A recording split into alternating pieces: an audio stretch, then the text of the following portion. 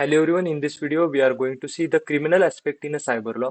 इससे पहले हम लोगों ने देखा intellectual property aspect, evidence aspect, contract aspect, security aspect, और इस वीडियो में हम लोग देखने वाले हैं द क्रिमिनल एस्पेक्ट।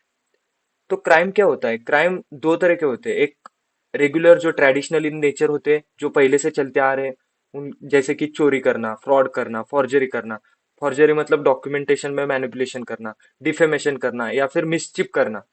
तो ऐसे जो क्राइम्स होते हैं वो रेगुलर ट्रेडिशनल वे से चलते आ रहे हैं और वो चलते ही रहते हैं। मतलब हमेशा किसी ना किसी जगह पे चोरी होता है, फ्रॉड होता है, फॉर्जरी होता है, वो रेगुलर होता है। इन लेट 90s कंप्यूटर का इवोल्यूशन इतना बढ़ गया कि लोग नाउडेज रेगुलरली कंप्यूटर यूज करते हैं और हर काम अपना कंप्यूटर पे या फिर मोबाइल डिवाइसेस यूज करके होता है। तो साइबर क्राइम का जन्म हुआ, मतलब साइबर क्रिमिनल्स बढ़ गए। साइबर क्राइम्स क्या होते हैं? जो कंप्यूटर या फिर इंटरनेट यूज करके जो क्राइम परफॉर्म किया जाता है उसे साइबर क्राइम बोलते हैं। और इसके रिलेटेड लॉज भी गवर्नमेंट ने बनाए हैं। तो उसे बोला जाता है इंफॉर्मेशन टेक्नोलॉजी एक्ट 2000।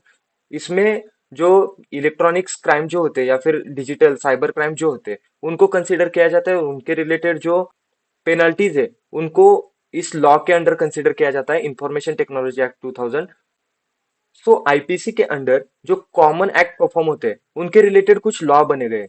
तो उसमें फर्स्ट आता है hacking and data theft. Hacking में क्या होता है कि किसी के कंप्यूटर सिस्टम को हैक करना, उसके सेंसिटिव डेटा को लीक करना, किसी का सेंसिटिव डेटा यूज करके उसके ऑपरेशन को परफॉर्म करना।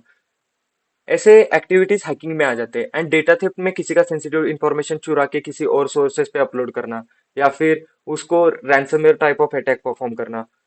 ऐसे एक्टिविटीज डेटा थेफ्ट में आते हैं। तो उसके रिलेटेड सेक्शंस बने हैं 43 एंड 66। इसके अंडर क्या आता है कि अगर आप पकड़े जाते हो हैकिंग एंड डेटा थेफ्ट के अंडर, तो आपको 3 साल की जेल और ₹5 लाख फाइन हो सकता है, या फिर दोनों एक साथ भी हो सकते हैं। तो ये जानकारी हमें होना बहुत जरूरी है, और ये कॉमन एक्ट है तो लोगों को ये आंसर्स में लिखने पड़ते हैं। ये जो कॉमन एक्ट है जैसे कि hacking and data theft, receipt of stolen property, ID theft, ये कॉमन एक्टिविटी होते हैं। समाज में ये एक्टिविटी रेगुलरली परफॉर्म होते हैं। Next is receipt of stolen property. Receipt of stolen property मतलब क्या? अगर कोई किसी का मोबाइल डिवाइस चुराता है या फिर कंप्यूटर चुराता है, उसको अगर पकड़ा जाए तो उसको प्रूव करना पड़ता है कि ये कंप्यूटर डिवाइस उसका है। उसको उसका रिसिप्ट दिखाना पड़ता है कि उसका बिल दिखाओ, इनवॉइस दिखाओ, ऐसे प्रॉपर्टी उसको दिखाने पड़ते हैं। If owner is able to verify his identity, then उसे उसका प्रॉपर्टी बोला जाता है। अगर वो वेरीफाई नहीं कर पाता कि उसका वो प्रॉपर्टी है, देन उसे स्टोलन प्रॉपर्टी के अंडर गिना जाता है या फिर किसी का चुराया हुआ प्रॉपर्टी बोला जाता है। तो उसे आईपीसी के सेक्शन 66 बी में मेंशन किया गया है। उसके अंडर 3 साल की जेल और ₹1 लाख फाइन हो सकता है, और दोनों भी एक साथ हो सकते हैं।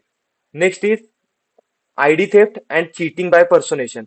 कभी कभी कैसे होता है कि हम लोग किसी का आईडी चुरा के या फिर किसी का आईडी थेफ्ट, हम लोगों ने पिछले वीडियोस में देखा है कि आईडी थेफ्ट वेरियस टाइप का होता है, medical identity, criminal identity, child identity.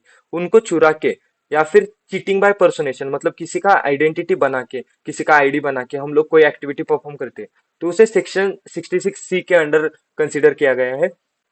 उसमें 3 साल की जेल और ₹1 लाख का फाइन, और दोनों एक साथ हो सकते हैं। तो ये मेन रेगुलर होने वाले साइबर क्राइम्स है। तो इसके बारे में हम लोगों को जानकारी होना बहुत जरूरी होता है। आप इसको याद कैसे रखोगे? हैकिंग एंड डेटा थेफ्ट को सेक्शन 43 एंड 66 में कंसीडर किया है, बाकी दोनों को 66 बी एंड सी में कंसीडर किया है। तो 66 सेक्शन 66 एंड 43 में ये दो तीन लॉ जो है उनको कंसीडर किया है। बहुत सारे लॉज होते हैं, वो हम लोग आगे आने वाले सिलेबस में रहेंगे तो देख लेंगे। That's it in this video. Thank you.